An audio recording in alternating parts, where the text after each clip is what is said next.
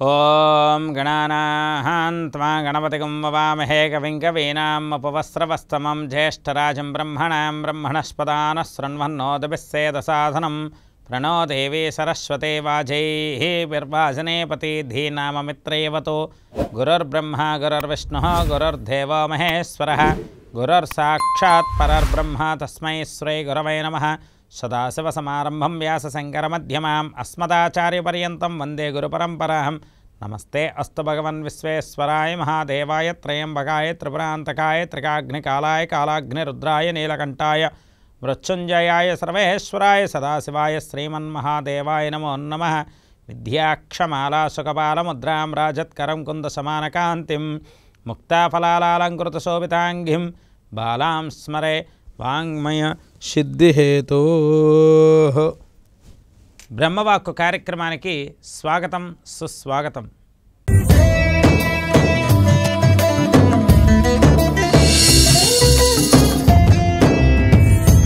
మూడు 2025 సోమవారం నేటి పంచాంగం. స్వస్తి శ్రీ శ్రీ క్రోధనామ సంవత్సరం ఉత్తరాయణ పుణ్యకాలం శిశిర ఋతువు పాల్గొనమాసం. ఈరోజు సూర్యోదయం ఉదయం 6:22 మొదలవుతుంది. సూర్యాస్తమయం సాయంకాలం 6:04 మొదలవుతుంది. ఈరోజు తిథి పాల్గొన శుక్ల చతుర్థి రాత్రి 12:30 వరకు, తదుపరి పంచమి తిథి. ఈరోజు నక్షత్రం రేవతి నక్షత్రం ఉదయం 10:41 వరకు, తదుపరి అశ్విని నక్షత్రం. ఈరోజు యోగం శుక్లయోగం పగలు 1:01 వరకు, తదుపరి బ్రహ్మయోగం. ఈరోజు కరణం వణజికరణం ఉదయం 11:45 వరకు, తదుపరి భవకరణం. ఈరోజు శుభ సమయాలంటూ ఏమీ లేవు. ఈరోజు రాహుకాలం ఉదయం 7:30 నుండి 9 వరకు. ఈరోజు యమగండ కాలం ఉదయం 10:30 నుండి 12 వరకు. ఈరోజు దుర్ముహూర్తం మధ్యాహ్నం 12:24 నుండి 1:12 వరకు. తిరిగి మధ్యాహ్నం 2:46 నుండి 3:34 వరకు. ఈరోజు వర్జం రాత్రి తెల్లవారుజామున 5:16 లగాయతు. ఈరోజు అమృత గడియలు ఉదయం 7:20 నుండి 8:50 వరకు. పునః రాత్రి 2:18 నుండి 3:47 వరకు.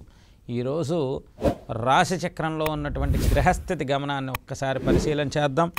వృషభ రాశిలో గురువు, మిథున రాశిలో కుజుడు, కన్యారాశిలో కేతువు, కుంభరాశిలో రవిశనులు, మీనరాశిలో రాహువు, చంద్రుడు, బుధుడు, శుక్రుడు. ఈ విధంగా రాశిచక్రంలో ఉన్నటువంటి గ్రహస్థితి గమనాన్ని పర్యవేక్షిస్తూ తదుపరి మనం తెలుసుకోబోయే అంశం నేటి విశేషం.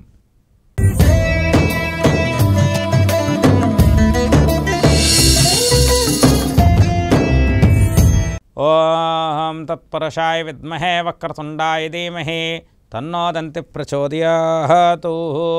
ఓం ఏకదంతం చతుర్హస్తం పాశమంకుశధారణం రథం చ వరదం హస్తం బిభ్రాణం మూషికధ్వజం రక్తం లంబోదరం శూర్పకర్ణకం రక్తగంధవాససం రక్తగంధానలిప్తాంగం రక్తపుష్పై సుపూజితం భక్తానకంపితం దేవం జగత్కారణమశ్చుతం ఆవిర్భూతం తు సృష్టారో ప్రకృతే పురుషాత్ పరం ఏవం ధ్యాయంతి స యోగీ యోగినాం వరః. ఓం నమో వ్రాతపతయే నమో గణపతయే నమః ప్రథమపతయే నమస్తే అస్తు లంబోదరాయ ఏకదంతాయ విఘ్న వినాశనే శివసుతాయ శ్రీవరదమూర్తయే నమో నమః. ఓం పుత్రగణపతి దేవతాయే నమో నమః. చాలా విశేషమైనటువంటి మన సృష్టి ఆవిర్భావానికి బ్రహ్మస్వరూపం ఓంకారం. మరి గణపతి అథర్వశీర్షం ఏం చెప్తుంది? ఆ యొక్క ఓంకార ప్రణవనాథం నుండి గణపతి యొక్క శబ్దం ఆవిర్భావం జరిగింది. స్వామివారే ఓంకార రూపము, బ్రహ్మస్వరూపము. గణపతి అంటేనే గాణాలకు ఆధిపత్యం వహించేటువంటి దేవత. కేతు అనేటువంటి గ్రహానికి అధిపతి గణపతి. అటువంటి గణపతి ఆరాధన అన్నిటికంటా ఆదిపూజ్యంగా చేసుకోవడం వల్ల అడ్డంకులు తొలగుతాయి. గణాలకి ఆ యొక్క ఇబ్బంది లేకుండా గణాల యొక్క ఆధిపత్యానికి వహ్ని శాతం అధికంగా ఉండేటువంటి దేవుడు గణపతి అని శాస్త్రములు చెబుతున్నాయి. అటువంటి పాల్గొన మాసంలో శుక్లపక్షంలో చతుర్థి భాద్రపద శుక్ల చతుర్థితో సమానమైనటువంటి రోజు. మనకి చవితులు ప్రతీ నెల 2 వస్తాయి. ఒకటి శుద్ధ చవితి, 2 కృష్ణ చవితి. ఈ శుద్ధ చవితి నాడు కృష్ణ చవితి నాడు గణపతి ఆరాధన చేయాలి. కృష్ణ చతుర్థి నాడు సంకటహర చతుర్థిని, శుద్ధ చతుర్థి నాడు గణపతి చతుర్థిని అంటారు. అయితే ఇక్కడ భాద్రపద శుక్ల చతుర్థిని మనం వినాయక చవితి అంటాం.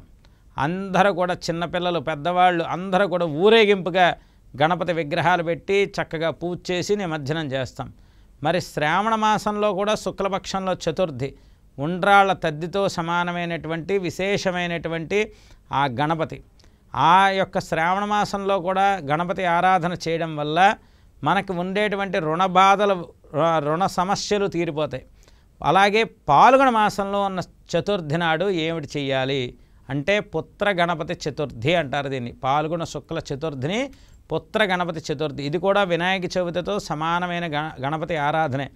గణపతి ఆరాధన ఏ చవితి నాడు చేసినా ఏ రోజు చేసినా ఏ విధంగా చేసినా ఒకలాంటి ఫలితమే ఇస్తాడు ఆ స్వామి.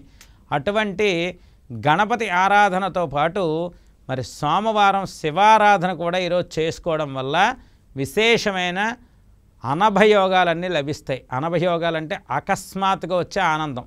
అందువల్ల ప్రతి ఒక్కరూ కూడా విశేషమైనటువంటి ఇటువంటి మహత్తరమైన రోజుని గణపతికి ఉండ్రాళ్ళు, జిల్లేడికాయలు, బెల్లము, కొబ్బరికాయ, చెరుకు మొక్కలు, అటుకులు అన్నీ నైవేద్యం పెట్టండి. అలాగే శివారాధనలో ఆవు పాలు, ఆవు పెరుగు, ఆవు నెయ్యి, తేనె, పంచదార, చెరుకు రసం, కొబ్బరి నీళ్ళు, సుగంధ ద్రవ్యాలు, పళ్ళరసాలు అన్నిటితోనే అభిషేకం చేసుకోండి. భక్తి మార్గంలో ఈ సోమవారం పాల్గొన్న సోమవారాన్ని భక్తి మార్గంలో వెళ్తే ప్రతి పనిలోనే కూడా ప్రతి ఒక్కరికి విజయం తథ్యంగా వస్తుంది. మనస్సు ప్రశాంతంగా ఉంటుంది. ఆరాధన శాతం వల్ల మనకున్న కర్మ దోషాలన్నీ కూడా పోతాయి. అందువల్ల ప్రతి ఒక్కరూ కూడా ఖచ్చితమైనటువంటి శుభయోగాలు పొందేటువంటి పుత్రగణపతి వ్రతం, మరి ఆ గణపతి వ్రతం వల్ల దేవాది దేవులు ఆ యొక్క విశేషమైన పార్వతీ పరమేశ్వరులు అనుగ్రహానికి కృపకు పాత్రలై, గణపతి అనుగ్రహానికి పాత్రలై ఇంట్లో శుభ కార్యక్రమాల పరంపర అధికంగా ఉంటుంది. ఈ విధంగా నేటి విశేషాన్ని తెలుసుకున్నాం. తదుపరి మనం తెలుసుకోబోయే అంశం గోచార రీత్యా నేటి ద్వాదశ రాశుల యొక్క శుభ ఫలితాలు.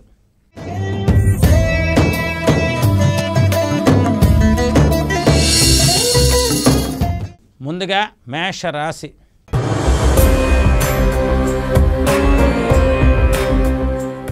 అశ్విని నక్షత్రం 1, 2, 3, 4 పాదాలు, భరణి 1, 2, 3, 4 పాదాలు, కృత్తిక 1వ పాదంలో ఉన్నటువంటి మేషరాశి జాతకులందరికీ కూడా చాలా నిర్దిష్టమైనటువంటి శుభయోగాల పరంపర. ఇక్కడ శుభయోగాల పరంపర అనేది రావాలి అంటే మేషరాశి వారు ఏం చేయాలి? గణపతి ఆరాధన అధికంగా చేయాలి. 6వ ఇంట ఉన్న కేతువు వల్ల మేషరాశి వారికి కొన్ని రకాలైనటువంటి శుభవార్త శ్రవణంగా ఉండేటువంటి మానసికంగా ఆనందంగా ఉండేటువంటి పరిస్థితులు ఏర్పడతాయి. ఎందుకంటే చంద్రుడు 3 డిగ్రీల దగ్గరికి వచ్చాడు, మేషరాశిలోకి వచ్చేస్తున్నాడు. ఇంకొక 3 డిగ్రీలు ఉంటే రేపు ఉదయం నుండి మేషరాశిలో ఉంటాడు. కాబట్టి చంద్రుడి యొక్క ఆగమనం అనేది మేషరాశి వారికి ఉపకరిస్తుంది. ఇంట్లో శుభ కార్యక్రమాల పరంపర జరుగుతున్నప్పుడు వారి యొక్క విధి విధానాల ఆనందం కోసం ప్రతి ఒక్క విషయంలోని కూడా విషయ వాంఛని అనుగ్రహించుకోవడం కోసం వారి యొక్క విధి విధానాలను పాటించడం కోసం మేషరాశి వారు ఈరోజు గణపతి ఆరాధన, శివారాధన చేయండి. చాలా విశేషంగా పనిచేస్తుంది. తదుపరి మనం తెలుసుకోబోయే రాశి వృషభ రాశి.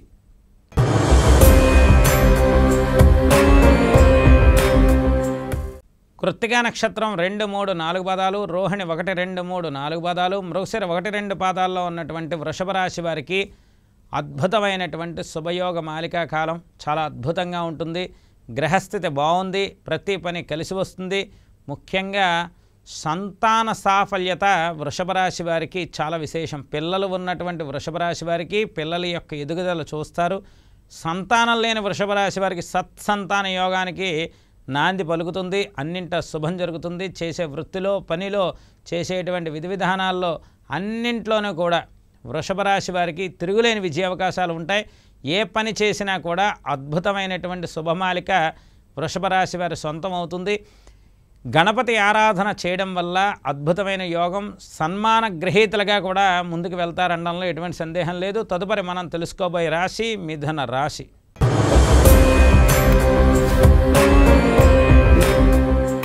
మృగశిర నక్షత్రం 3-4 పాదాలు, ఆరుద్ర 1-2-3-4 పాదాలు, పునర్వసు 1-2-3 పాదాల్లో పుట్టిన మిథున రాశి వారికి చతుర్థ గ్రహ కూటమి ఈ దశమ కేంద్రంలో ఉన్నప్పుడు మిథున రాశి వారికి కొత్త జీవితం మీద ఆలోచనలు అధికంగా ఉంటాయి. ఇప్పటిదాకా మీరు అనుభవించేటువంటి విధి విధానాలు ఒక రకమైతే ఇక నుండి కొత్త జీవితం మీద ఆలోచనలు ఒక రకంగా ఉంటాయి. ఏదైనా కొత్త ప్రదేశం, కొత్త వ్యక్తులు, కొత్త పరిచయాలతో మిథున రాశి వారికి అభివృద్ధి అధికంగా ఉండే రోజులు వస్తాయి. చేసే ప్రతి పనిలోనే కూడా ఆలోచన సరళ మార్పు జరుగుతుంది. ప్రతి పనిలోనే కూడా శుభయోగాలు లభిస్తాయి.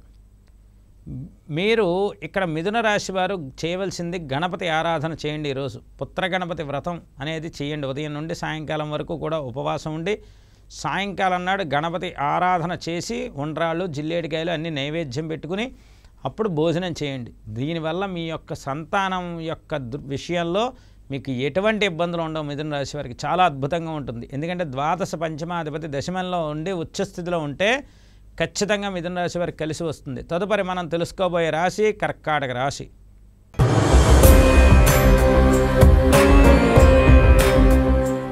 పునర్వసు నక్షత్రం 4వ పాదం, పుష్యమి 1-2-3-4 పాదాలు, ఆశ్లేష 1-2-3-4 పాదాల్లో ఉన్నటువంటి కర్కాటక రాశి జాతకులకి ఏదో ఒక విషయంలో మీకు అద్భుతమైనటువంటి శుభయోగాలు లభిస్తాయి. ఒక్క విషయం గుర్తుంచుకోండి, ఏదో ఒక విషయంలో అద్భుతమైనటువంటి శుభయోగాలు లభిస్తాయి. ఏ విషయంలో అంటే మీ యొక్క సంతాన విషయంలో, మీ యొక్క తర్వాత తరం వారికి మీరు చేసే ప్రణాళికల విషయంలో, వారి యొక్క అభివృద్ధి విషయంలో కర్కాటక రాశి వారికి శుభం జరుగుతుంది. ఈరోజు పుత్ర గణపతి వ్రతం చేసుకుంటూ ఆ యొక్క శివారాధనలో చెరుకు రసంతో కనుక మీరు అభిషేకం చేసుకుంటే ఈరోజు ఖచ్చితంగా మీరు శుభవార్తను వింటారు. తదుపరి మనం తెలుసుకోబోయే రాశి సింహరాశి.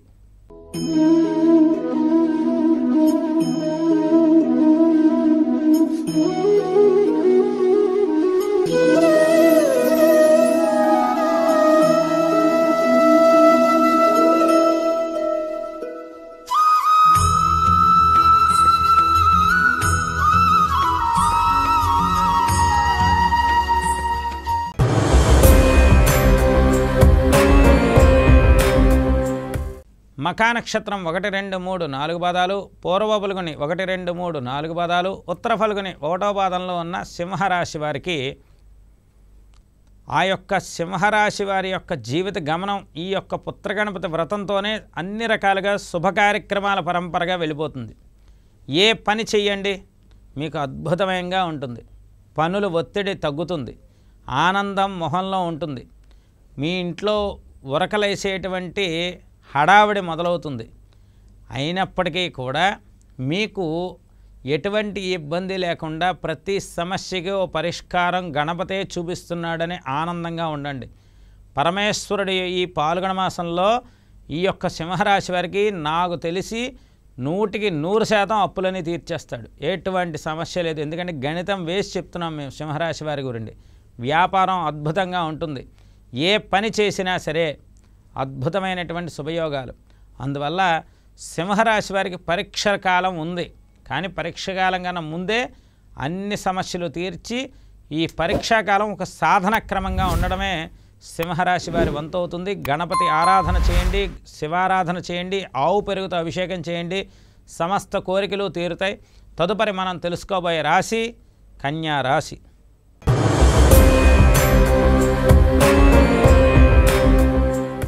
ఉత్తరా నక్షత్రం 2-3-4 పాదాలు, హస్త 1-2-3-4 పాదాలు, చిత్త 1-2 పాదాల్లో పుట్టిన కన్యారాశి జాతకులకి కేతు బలం చాలా విశిష్టతతో కూడినటువంటి బలం.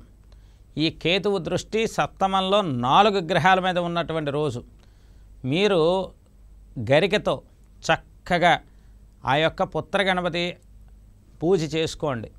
ఎందుకంటే గణపతిలో ఉండేటువంటి అద్భుతం అంతా కూడా కన్యారాశి వారు చూస్తున్నారు. మీరు ఎంత గణపతి ఆరాధన చేస్తే కన్యారాశి వారికి అంత కలిసి వస్తుంది. ఈరోజు సోమవారం చక్కగా శివారాధన చేయండి. ప్రతి పనిలోని విజయం సాధిస్తారు. భక్తి మార్గం వల్ల ఈ యొక్క కన్యారాశి వారికి ఈ కేతువు మే 30వ తారీఖు తర్వాత సింహరాశిలోకి వెళ్ళాక మీకు ఉండేటువంటి రాజకళా యోగాన్ని ఆపడం ఎవరి వల్ల కాదు. అది మాత్రమే గుర్తుపెట్టుకోండి. చాలా చాలా విశేషమైనటువంటి యోగ సంపద కన్యారాశి వారికి రానున్న కాలంలో ఉన్నది. అందువల్ల విశిష్టతతో కూడినటువంటి జీవితాన్ని అనుభవించబోతున్నారు మీరు. అందువల్ల గణపతి ఆరాధన చేయండి, అన్నింట శుభం జరుగుతుంది. తదుపరి మనం తెలుసుకోబోయే రాశి తులారాశి.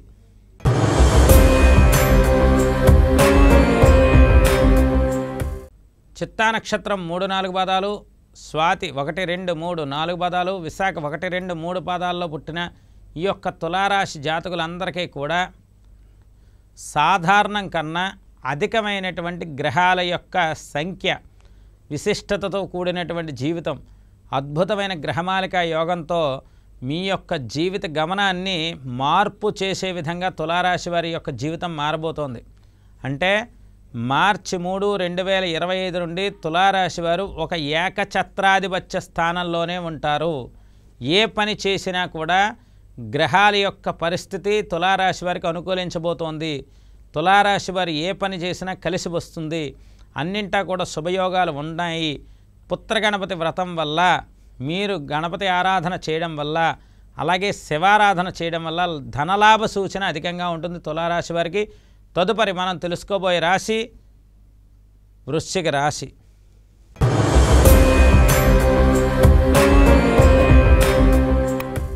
విశాఖ నక్షత్రం 4వ పాదం, అనురాధ 1-2-3-4 పాదాలు, జ్యేష్ఠ 1-2-3-4 పాదాల్లో ఉన్నటువంటి వృశ్చిక రాశి వారికి నరఘోష అధికమయ్యేటువంటి రోజులు మొదలయ్యాయి. చాలా జాగ్రత్తగా ఉండాలి వృశ్చిక రాశి వారు. తొందరపడి నిర్ణయాలు తీసుకోకూడదు. ఎవరితో పడితే వారికి మీ యొక్క నిర్ణయాన్ని చెప్పడానికి వీలు లేనటువంటి రోజులు. మీరు ఎవరికైనా శుభం చెప్పినా కూడా అవతల వాళ్ళకి వినపడేటువంటి శబ్దం ఇంకో రకంగా ఉంటుంది. ఇది వృశ్చిక రాశి వారికి మాత్రమే ఉంటుంది. ఎందుకంటే పంచమ స్థానంలో ఉన్నటువంటి రాహువు యొక్క ప్రభావ తీవ్రత, చతుర్థంలో ఉన్నటువంటి అర్ధాష్టమ శని రెండూ కూడా ఒకే నక్షత్ర పాదంలో 53 రోజులు ఉండబోతున్నాయి. దాని ప్రభావం వృశ్చిక రాశి వారి మీద అధికంగా ఉంటుంది. అందులోనే చంద్రుడు ప్రస్తుతం పంచమ స్థానంలో ఉండి రేపటి నుండి ఆ యొక్క షష్టమ స్థానంలోకి వెళ్తున్నప్పుడు గ్రహస్థితి యొక్క పరిస్థితి వృశ్చిక రాశి వారికి విరుద్ధంగా వ్యతిరేకంగా ఉండబోతోంది.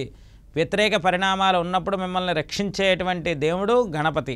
పుత్రగణపతి వ్రతం చేయండి. అలాగే శివారాధన అధికంగా చేయండి. చంద్రుడు మనఃకారకుడు, మనస్సు ప్రశాంతంగా ఉంటుంది. తదుపరి మనం తెలుసుకోబోయే రాశి ధనస్సు రాశి.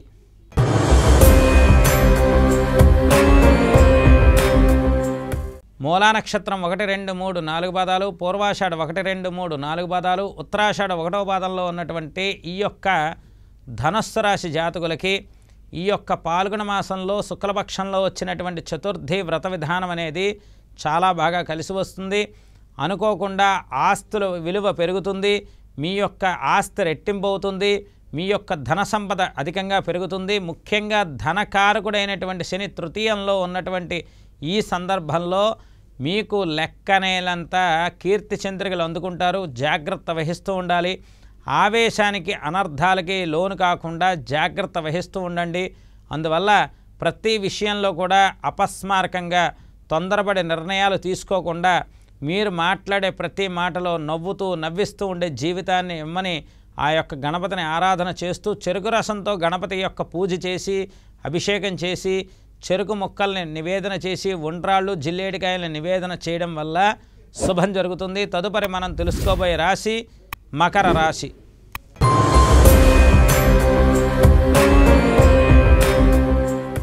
ఉత్తరాషాఢ నక్షత్రం 2, 3, 4 పాదాలు, శ్రవణం 1, 2, 3, 4 పాదాలు, ధనిష్ట 1, 2 పాదాల్లో ఉన్నటువంటి ఈ యొక్క మకర రాశి జాతకులందరికీ కూడా గురుబల సంపదతో తృతీయ స్థానంలో ఉన్న శుక్రుడితో రాహువుతో ఈ యొక్క పాల్గొన్న శుక్ల చతుర్థి చాలా చాలా విశేషతతో కూడినటువంటి మంచి రోజులు. అందువల్ల ప్రతి ఒక్క మంచి మీ యొక్క పరీక్ష తర్వాతే రావడం, కొద్దిగా మీ యొక్క పరిస్థితిని అర్థం చేసుకునే పరిస్థితి మీ చుట్టుపక్కల వాళ్ళకి అధికమయ్యేటువంటి రోజులు. అంటే ఇక్కడ మకర రాశి వారికి ఎంత కష్టపడితే ఈరోజు ఈ స్థాయికి వచ్చారనే విషయం మకర రాశి వారికే తెలుస్తుంది. కానీ చూసే వాళ్ళకి ఏదో నిండు కొండలా కనబడుతూ ఉండడం వల్ల మీకు ఏ కష్టాలు లేవని వాళ్ళు ఊహించుకుంటూ ఉంటారు. ఈరోజు తెలుస్తుంది వాళ్ళకి ఇన్ని కష్టాలు పడిన తర్వాత ఇంత స్థాయికి వచ్చారా మకర రాశి వారు, బాబోయ్ ఎన్ని బాధలు పడ్డారా అని 2018 దగ్గర నుండి మీరు పడేటువంటి ప్రతి కష్టాన్ని కూడా ఈరోజు మిమ్మల్ని అర్థం చేసుకుంటారు. అంటే ప్రపంచం అర్థం చేసుకునే రోజు మకర రాశి వారికి ఈ రోజుకి వచ్చింది. ఇదే ఏలినాటి శని వెళ్ళిపోతూ మీకు ఇచ్చే వరం. అందువల్ల అపార్థాలకి తావు ఉండదు. అందువల్ల మకర రాశి వారి పుత్రగణపతి వ్రతాన్ని చేస్తే భాగ్యస్థాన కేతువు యొక్క ప్రభావ తీవ్రత తగ్గి మనస్సు ఆందోళన తగ్గి మనస్సు ఆనందంగా ఉంటుంది. తదుపరి మనం తెలుసుకోబోయే రాశి కుంభరాశి.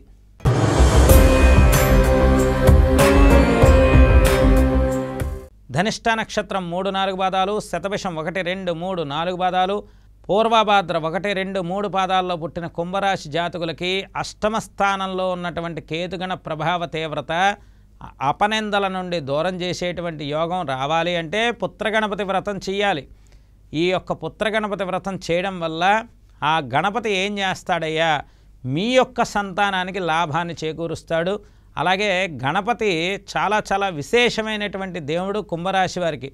ఎందుకంటే వీరికి వచ్చే ప్రతి అడ్డంకిని స్వామే అన్ని రకాలుగా ముందుకు నడిపించి వ్యవహారం చేశారు. కావున ప్రతి ఒక్క కుంభరాశి వారు పుత్రగణపతి వ్రతాన్ని అలాగే శివపంచాక్షర జపాన్ని అధికంగా చేయడం వల్ల చేపట్టబోయే ప్రతి పనిలోని ఆనందాల వెల్లువతో కూడినటువంటి జీవితాన్ని కుంభరాశి వారు రానున్న ఉగాదికి అనుభవించబోతున్నారు. కుంభరాశి వారికి వచ్చేటువంటి జాక్పాటు చాలా చాలా ఎక్కువగా ఉంటుంది. అంతా శుభమయమే. తదుపరి మనం తెలుసుకోబోయే రాశి మీన రాశి.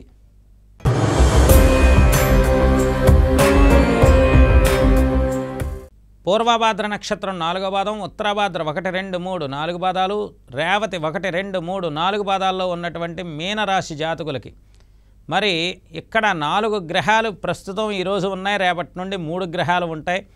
అయితే ఈ గ్రహ సంపత్తి ఏం చూపిస్తోంది అంటే మీనరాశి వారికి తక్కువగా మాట్లాడాలి, మౌనంగా ఉండాలి అనేటువంటి సందర్భాన్ని, అలాగే పని ఒత్తిడి తగ్గించుకోవడం కోసం వాయిదాల పర్వం వేయకుండా అపనిందలు కాయకుండా ఉండేటువంటి పరిస్థితిని, ముఖ్యంగా కుటుంబాల్లో సర్వసౌఖ్యాన్ని అనుభవించే స్థితిని పొందడం కోసం సాధనా క్రమాన్ని ఎంచుకోమంటోంది ఈ యొక్క గ్రహస్థితి.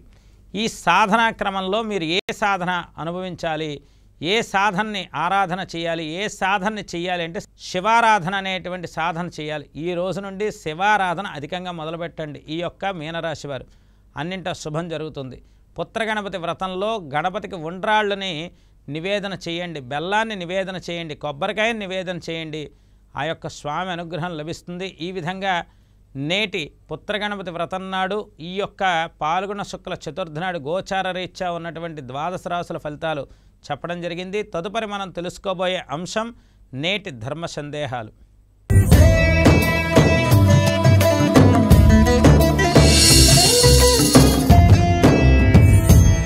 ఓం నమో హిరణ్యబాహవే సేనాన్యేది సాంజపతయే నమో నమో వృక్షేభ్యో హరికేశేభ్యో పశూనాంపతయే నమో నమో సస్పెంజరాయ త్విషీమతే పథీనాంపతయే నమో నమో బబ్లుసాయ నివ్యాధినాంపతయే నమో నమో హరికేశాయ పవైతరే పుష్టానాంపతయే నమో నమో భవస్యహేత్యే జగతాంపతయే నమో నమో నమో జగామష్టతాం సద్యోమష్టతాంపతయే నమో నమః.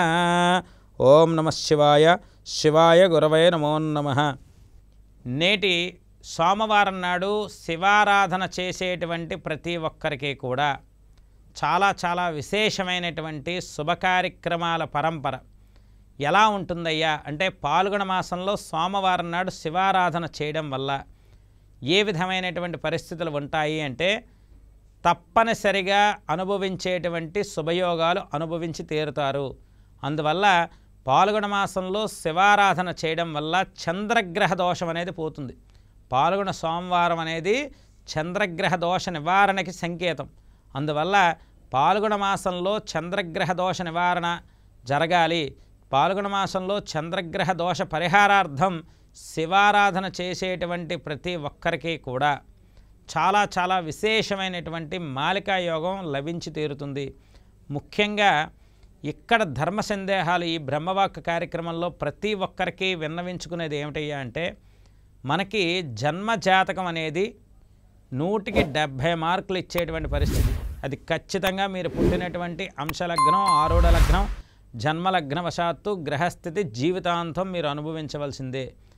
అయితే ఇక్కడ జన్మ జాతక కాకుండా ఈ వచ్చేటువంటి సంవత్సరాల్లో గ్రహాల యొక్క పరిణామాన్ని బట్టి చేసేదాన్ని గోచారం అంటారు. అందుకే ఈ గోచారం 30 మార్కులను ఇస్తుంది. గోచారం బాగోలేనప్పుడు జన్మజాతకం బాగుంటే 70 మార్కులు వచ్చి మీరు ఫస్ట్ క్లాస్లో పాస్ అయినట్టే.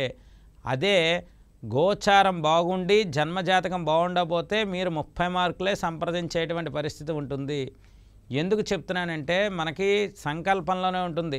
శ్రీశైలస్య ఈశాన్య ప్రదేశే కృష్ణా గంగా గోదావరియో మధ్య దేశే అంతే అంతర్వేది భీమమండల కురుక్షేత్ర సంధావతే అని ప్రతి ఒక్క సంకల్పంలోనే జన్మ నక్షత్రవశాతు, నామనక్షత్రవశాతు, జన్మాంశవశాతు, నామాంశవశాతు, మహర్దశ, అంతర్దశ, విదశ, సూక్ష్మదశ, ప్రాణదశ, ఇన్ని దశల్లోనే ఉన్నటువంటి గ్రహస్థితిని బట్టి మన యొక్క జీవన మనుగడ నడుస్తుంది. అందువల్ల ప్రతి ఒక్కరూ కూడా మీ యొక్క జన్మ జాతకంలో గ్రహస్థితిని బట్టి దాని యొక్క శాంతి పరిహారం చేసుకుని గోచారంలో ఉన్నటువంటి పరిస్థితిని మీరు అర్థం చేసుకుంటూ దానికి పరిహారం చేసుకుంటూ ముందుకు నడుస్తూ ఉంటే ప్రతి ఒక్కరికి కూడా రానున్న విశ్వావసనామ సంవత్సరంలో అద్భుతమైనటువంటి రోజులు మొదలవుతాయి. ప్రణాళికాబద్ధంగా ఉండండి. ఎందుకంటే పనులు వాయిదాగా ఉండేటువంటి గ్రహస్థితులు ఉన్నాయి. అందువల్ల ఎప్పుడు పని అప్పుడు చేస్తూ ఉంటే అంతా శుభం జరుగుతుంది. ఈ విధంగా నేటి ధర్మ సందేహాల్లో నేటి శివారాధన, పుత్రగణపతి వ్రతం గురించి చెప్పుకున్నాం. రేపు ఆంజనేయ స్వామి వారి యొక్క ఆరాధనతో భౌమ అశ్విని మహాపుణ్యకాలం అంటారు. రేపు అంటే మంగళవారం అశ్విని నక్షత్రంతో కూడిన మహాయోగాన్ని రేపు బ్రహ్మవాక్ కార్యక్రమంలో చెప్పుకుందాం. అంతవరకు శుభయోగాలతో ఉండాలని మనసావాచ కోరుకుంటూ సర్వే జనా సుఖినో భవంతు. స్వస్తి.